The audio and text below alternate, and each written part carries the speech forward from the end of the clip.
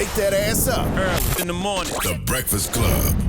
Morning, everybody. It's DJ NV, Jess Hilarious, Charlamagne the Guy. We are the Breakfast Club. Now let's get in some front page news. Morning, Tiz. Good morning, DJ Envy. Good morning, Jess Hilarious, Charlamagne the God. Happy Peace, International Women's Day. To Thank you, guys. girl. Same to Morning. you, Back Tiz. at you. Now I want to start up with some quick sports. If you didn't hear, I guess on Netflix, Jake Paul will be fighting Mike Tyson on July 20th. What? Yes. That's crazy. I'm not mad at it because Mike Tyson gonna get paid. Mike Tyson gonna make a lot of money. But off Mike that Tyson fight. might get hurt. He's not gonna get hurt. This is such a I don't think joke. so. Yeah, he's not gonna get hurt. You know what I mean? He's been in the game long enough. He's grown enough. They probably gonna have a lot of stipulations in place that we may or may not know about. They're probably gonna use bigger gloves. He's not gonna get hurt. I hope not. Nah, This he's not is gonna get hurt. So clowned out. I mean, it's a joke, as far as boxing is concerned. But I mean, Mike gonna get a big payday. It's interesting to see Mike still getting big paydays at 57 years old. That's right. Yeah. Right now, how old is Jake Paul? 27. Oh, yeah. Big clowned out. But all right. All right, Tiz. We gonna watch. Yeah, we definitely gonna watch. Yeah, y'all will and tell me what happened. Now, Tez, let's get into President Biden, State of the Union last night, right? Yeah, Spicy Joe showed up last night. I kind of enjoyed it. I enjoyed while he was on his Yale Joe or the Yale Glow or whatever they say. He had a lot of spice last night. He showed up at the State of the Union, tackled a lot of issues. He said no one earning less than $400,000 would pay an additional penny in taxes. He talked about getting rid of more junk fees, something we talked about on the show. He also had a strong message for reducing the cost of prescription drugs and called out Republicans for not voting for it. He actually called out a lot. And so we're going to go through a couple of recaps. Take a listen how he called out Republicans about prescription drugs. Well, I proposed and signed, not one of you Republican buddies voted for it. We finally beat Big Pharma. Instead of paying $400 a month or thereabouts for insulin with diabetes, and it only costs $10 to make, they only get paid $35 a month now and still make a healthy profit. He also went at Republicans for not supporting the infrastructure bill. He said, basically, you guys had no problem accepting the money. You sit up here clapping and cheering, but you didn't want to accept the money. Take a listen to that. 46,000 new projects have been announced all across your communities. And by the way, I noticed some of you strongly voted against it, or they're cheering on that money coming in. And if any of you don't want that money in your district, just let me know. He also told Republicans when addressing immigration that they know how to read and that they need to stop, if they disagree with the bill, read it and get the facts for yourself. Listen to that. This bill would save lives and bring order to the border. It will also give me and any new president new emergency authority to temporarily shut down the border when the number of migrants at the border is overwhelming. The Border Patrol Union has endorsed this bill.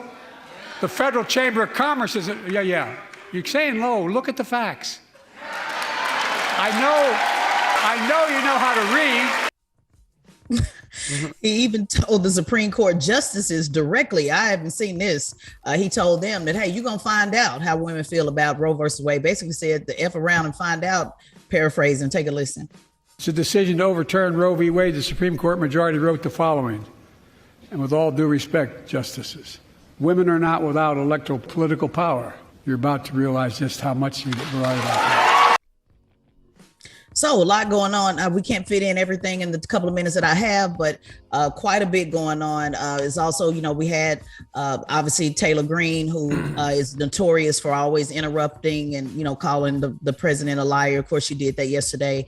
Donald Trump was responding in real time on his Truth Social, basically saying that a lot of the good stuff that Biden was talking about was implemented under his administration, but it kicked in once Joe got in and, basically saying the same thing that Joe is a detriment to America. What'd you think, Charlamagne? I know you were watching in real time. I mean, for me, nothing about Biden surprised me last night, other than the fact they was up that late. It started at 9, went until after 10. Crazy. All I kept asking myself was, what was President Biden, Nancy Pelosi, and Jim Clyburn's nap schedule during the day for them to be up that late? But you don't think he was a little spicy? He had a little bit more bigger to him. I mean, nothing about last night surprised me. I've been asking one question over the past several months, and it's simply, is the Biden-Harris ticket still a winning ticket? This isn't 2020. You don't have the series of unfortunate circumstances that you had then. There is no COVID. There's no George Floyd protest. So what is going to energize people to go out there and vote in November? Because clearly it's not the threat to democracy that is Donald Trump. So can they win? I don't know. He had a lot more energy last night, but I don't know if that resonated with the American people. I don't know. Like, he asked for a border deal, but you got to put that on the table. The border isn't fixed. You have 30,000 people dead in Gaza, and everyday working class people aren't feeling the financial relief they would like. So I don't know. I'm still not clear on if they are a winnable ticket, even though he was solid last night. I don't know. I always feel like they're like, and salute to all the car salespeople. I feel like they're just always bad car salespeople. Like, the car's gonna be able to fly, and you won't have to be able to put gas in it. And then when you push this button, oh my gosh, the car will do 0 to 60 in 1.5 seconds. That's what it always feels like. It just feels like they're just selling a lot of dreams. It feels like they're just telling people what they want to hear to try to get them excited, opposed to what they need to hear. And I always felt like that with this. Well, yeah, I mean, he was able to speak to a lot of accomplishments that they have already done, but I just don't know if those accomplishments that he's already done overshadow the things that people want to see done. Right, correct. You know what I mean? Like last night, he got interrupted because of the border crisis. He got interrupted because of what's happening in Israel and Gaza. So I don't know. That's my question. Even though he did have a lot of energy last night, I don't know if that actually Let's give him the credit people. for at least having the energy. Can we just give him credit for at least by the way, that shouldn't be enough. For having energy. That right there shouldn't be enough. Just us simply saying, does our president have a pulse, should not be enough. Yeah, he drank a monster. Come on, Taz. He drank a monster beforehand and had a little energy. Come on now. But I mean, like I said, he was solid. Joe, I'm sorry, Joe. I tried. He was solid last night, but my question still remains. Are they a winnable ticket in November? I simply don't know. All right. Well, that is front page news. What are we talking next hour? Damn, Joe, I tried. Well, for those of you who are going on a spring break next week, if you're going to Miami, you may want to think twice. They said you come down to Miami with that foolishness, you're going to jail. So we're going to talk about that at 7 o'clock hour. All right, we'll get into that next. Everybody else, get it off your chest. Matter of fact, we just want to hear from the women this morning. You That's fellas right. fall back. It's International Women's Day. You fellas fall back. Let the women on the line. So why are you talking? Jess should be doing this. Jess, what's the number? What? Exactly. 800-585-1051. Women, ladies, call up right now. Jess would love to hear from you. It's The Breakfast Club. Good morning. Wake that ass up. Early in the morning. The Breakfast Club. Morning, everybody. It's DJ NV, Jess Hilarious, Charlamagne the Guy. We are The Breakfast Club. And what up, Tez? What's going on, DJ MV? Jess Hilarious, Charlamagne the Guy. Let's get to some front page news. It's International Women's Day, so salute to our two women on the show, Miss Jess Hilarious and Tez. Now Thank you so much. Let's jump right into Miami. Yeah, Miami is breaking up with spring break. They said they're getting sick of the foolishness and the crime. Take a listen. Miami Beach is hoping to leave the shootings and unruly crowds of previous spring breaks in the past. It'll be difficult to get here into our city, and once you get here, the expectation is you play by rules. Newly elected Mayor Stephen Miner cites 2 deaths last year. It's not just bad for our businesses, it's bad for our residents, it's bad for our tourists. I have a responsibility as mayor to keep everyone safe. Over the month of March last year, there were nearly 500 arrests and more than 100 firearms seized.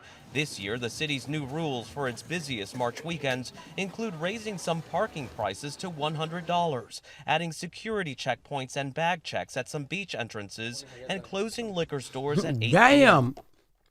Yeah, the liquor stores, they're really upset by that. They said it's not fair at all. It's only about 400 police officers in Miami. So when you think about 400 police officers trying to police thousands of people, you know, that's a lot. So they're bringing in extra security. Governor Ron DeSantis stopped by Miami Beach and had this message. He said, if you're coming here to enjoy Florida and have a good time, that's fine. But if you're coming for other reasons, if you're committing crime, causing havoc, you're going to pay the price.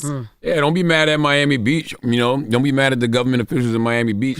Be mad at the people who come there and act a damn fool. If I was the mayor, if I was residents of Miami Beach, I would probably want the same thing, simply because you got a lot of folks who come from out of town, F things up and then leave. Don't make it so easy for them to F things up. I ain't mad at it. I mean, it can work.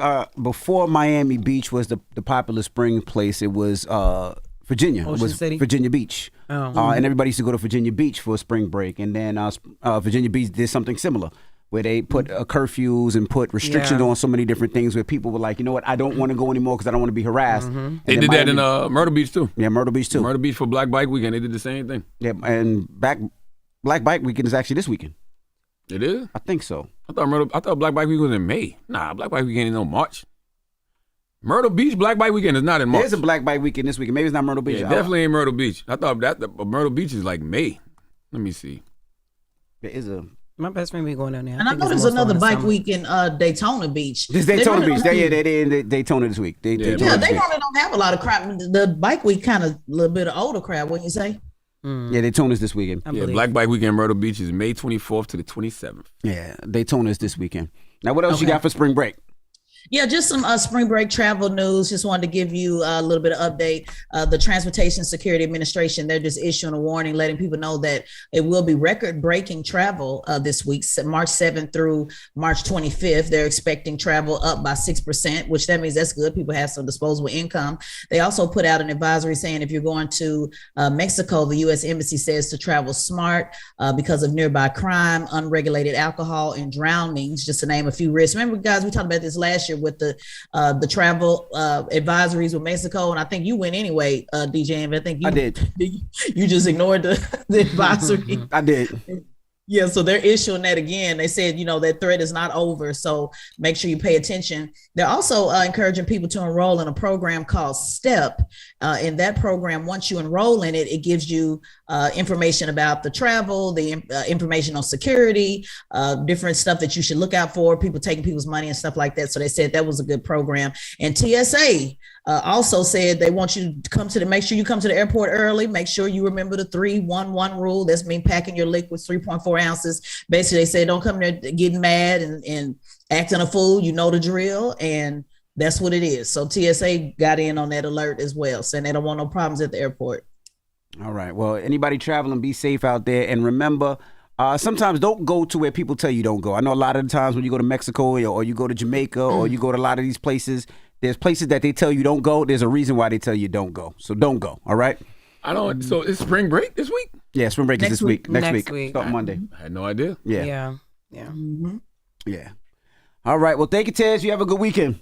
Absolutely. You guys as well. And make sure you follow at Tesla and Figaro on all social media platforms and subscribe to Tesla and Figaro's podcast, the Straight Shot No Chaser podcast on the Black Effect iHeartRadio podcast network. All right. Now, when we come back, Jess Fix My Mess, or if you need relationship advice or any type of advice, Jess is here for you for International Women's Day. 800-585-1051. Call Jess up right now. She'll help you out. It's The Breakfast Club. Good morning. Wake that ass up. Early in the morning. The Breakfast Club.